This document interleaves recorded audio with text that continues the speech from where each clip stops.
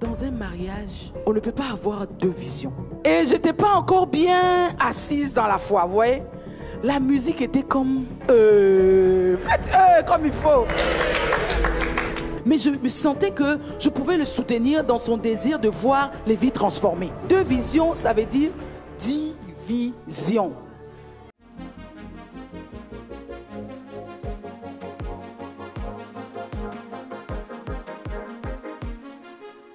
Nous sommes cette épouse-là. Dans un mariage, on ne peut pas avoir deux visions dans un couple. Est-ce que vous êtes d'accord avec moi? Ne boudez pas trop, hein, les filles. Les jeunes filles, là. Parce que vous, je sais que souvent, vous avez beaucoup de luttes en vous, là. Ah, moi aussi, j'ai ma destinée. On ne dit pas que tu n'as pas ta destinée. Tu as ta destinée, c'est d'accord. On n'a jamais dit que tu n'avais pas de destinée. Et c'est pour ça que tu dois bien choisir le mari. Il faut que ton choix soit bien fait. Parce que le mari que tu acceptes, tu vas devoir te soumettre à sa vision. Donc c'est le moment. Quand tu choisis là, c'est le moment. Ne va pas te marier alors que tu es déjà marié et tu vas venir nous fatiguer. Tu vas venir nous fatiguer. Oh, je ne savais pas.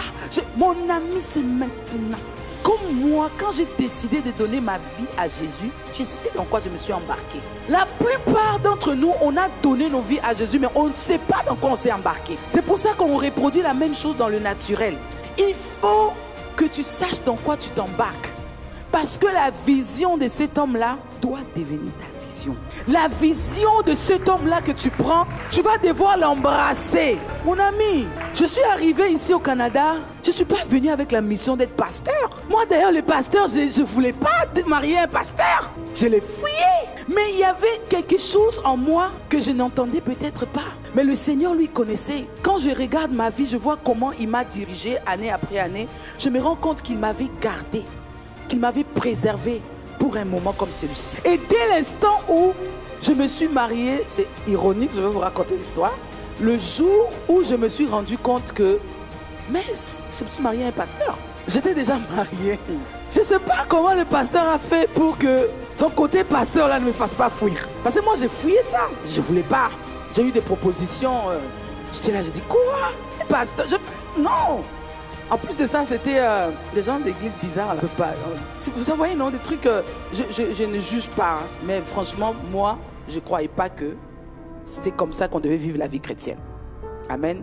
Je crois que la dimension de sainteté que Dieu attend de nous, ce n'est pas les foulards sur la tête. C'est mon point de vue. Amen. Donc quand un homme qui vient vers moi, je vois que sa vision, c'est d'attacher le foulard, de porter des jupes, je ne sais pas moi, trapèze, je ne sais pas moi, vous comprenez? Donc, bon, en plus il y avait un peu de la chair, vous savez, moi je viens du Congo. Et je n'étais pas encore bien assise dans la foi, vous voyez? La musique était comme il faut.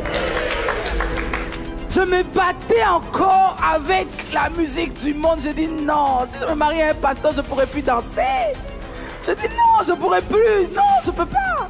Ça, c'était les mauvaises raisons. Mais je ne savais pas que Dieu avait déjà prévu dans mon parcours qu'il avait un homme excellent, magnifique, puissamment.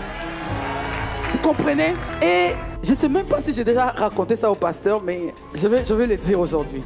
Vous voulez entendre quelque chose? C'est comme ça vous êtes. Bon, on va vous avoir comme ça. Je fais comme Papa Karambiri. J'ouvre vos bouches, après je vais mettre le médicament dedans. Vous savez, quand la première fois que j'ai rencontré le pasteur, c'est une amie qui m'avait amené à lui. Donc, ce jour-là, quand je suis venue, on l'a rencontré. Il nous a ouvert sa maison. Il a dit oui, vous allez pouvoir rester ici et tout. Et à la fin, on devait quand même retourner dans notre lieu avant de déménager. Donc ce jour-là, il nous a accompagnés, il nous a pris dans sa voiture pour aller nous déposer. Je vous assure. Moi, honnêtement, quand j'ai vu le pasteur, je ne me suis pas dit, waouh, lui là, je le veux comme mari. Je ne me suis pas dit ça du tout. Croyez-moi, oh, je vous dis la vérité, on est entre nous ici là. C'est la famille, non? C'est une histoire de famille, je vous raconte. Mais le jour de notre mariage, parce que quand on s'est marié, il habitait encore dans le même appartement. Et le jour du mariage, la veille, j'avais commencé à déménager mes choses pour libérer l'appartement où j'habitais. Je faisais des va-et-vient pour déposer mes choses, je revenais et tout. Et il y a un tour que j'ai fait en revenant. Je suis arrivé à un endroit spécifique sur la route. C'est parce que c'était une route que je faisais souvent. Je connaissais la route et tout. Mais ces jours-là, c'était la veille du mariage. Quand je suis arrivé à cet endroit-là, j'ai eu un flash. J'ai eu un flash et le flash me ramène justement au jour où, la première fois, j'avais rencontré le pasteur et qui nous raccompagnait sur la route. Vous me suivez, non? Ça me ramène au jour où il nous accompagnait pour aller nous déposer. Et ces jours-là, au même endroit, j'avais eu un flash, mais qui est passé mais à une vitesse d'ange. C'est ton mari. Et puis j'étais là, j'ai dit, non, j'ai fait, c'est quoi cette affaire-là? J'ai rejeté, j'ai dit, aïe oui. Et puis c'était fini comme ça. Je ne sais pas si je t'ai déjà raconté ça. Hein. Oui? Ah, tu voyais, je ne lui cache rien. Je ne savais pas que je lui avais raconté. Donc j'ai rejeté ça là, et puis comme ça. Et puis c'était fini. Hein. Après ça, là, je ne me suis plus jamais souvenu de ça. On a eu une relation normale jusqu'à ce que les sentiments naissent et puis la relation commence. Je ne me souvenais mais alors plus du tout de tout ça. Et c'est ce jour-là, la veille du mariage, que ce flash-là vient et j'arrive au même endroit, sur la route, au même lieu. Le flash revient. Comme si le Seigneur était en train de me dire, tu as fait le bon choix. Et pour vous faire une histoire courte, donc quelques années plus tard, je me suis mariée et tout. Et puis là, je dis, mais au fait, c'est un pasteur. Je dis, je me suis mariée à un pasteur. Mais comment j'ai fait pour me marier à un pasteur? Mais j'étais déjà dedans, vous comprenez? Mais au fait, c'est que en prenant cet homme-là, j'ai choisi ses valeurs. J'ai choisi son cœur. J'ai vu que c'était un homme qui savait où il allait. Vous comprenez? C'est ça qui m'a attiré. J'ai dit, il sait où il va. Il a une vision. Je pense que je pourrais le soutenir dans cette vision-là. Je ne me voyais pas nécessairement comme pasteur à ses côtés, mais je me sentais que je pouvais le soutenir dans son désir de voir les vies transformées, dans son désir de voir les âmes sauvées au Seigneur. Je suis une enfant de Dieu. Et je me disais, ça, je peux le soutenir dedans. Et il ne m'a pas caché dès le début. Mais j'étais tellement amoureuse que je n'ai pas entendu quoi, vous voyez? Je ne me suis pas rendu compte qu'il était en train de me parler de pasteur. Mais bref, pour faire une histoire courte, je l'ai choisi. Et j'avais mes ambitions. Mes ambitions, c'était que je devais être une grande infirmière qui allait bouleverser le monde. Je voulais aussi sauver des vies. Je voulais sauver des vies. C'était ça mon ambition. Je voulais sauver des vies. Je voulais prendre soin des gens. Je voulais m'occuper de ceux qui étaient dans le besoin, qui étaient dans la souffrance. Et je ne considère pas que je suis sortie de cela. Je ne considère pas que je suis sortie de cela parce que j'ai pris la résolution de me mettre sous sa vision. Et dans sa vision, je me suis rendu compte que le Seigneur avait déjà mis la vision qu'il avait déposée en moi était dans sa vision à lui. Donc dès l'instant où je marche avec mon mari, dès l'instant où je le suis, je suis en train en même temps d'accomplir ma destinée qui est totalement rattachée à sa destinée. Ça fait presque un an que je ne suis plus active dans le milieu de la santé. Mais je ne suis pas en train de regretter amèrement, en train de dire, cet homme m'a fait passer à côté de ma destinée. Quelle destinée?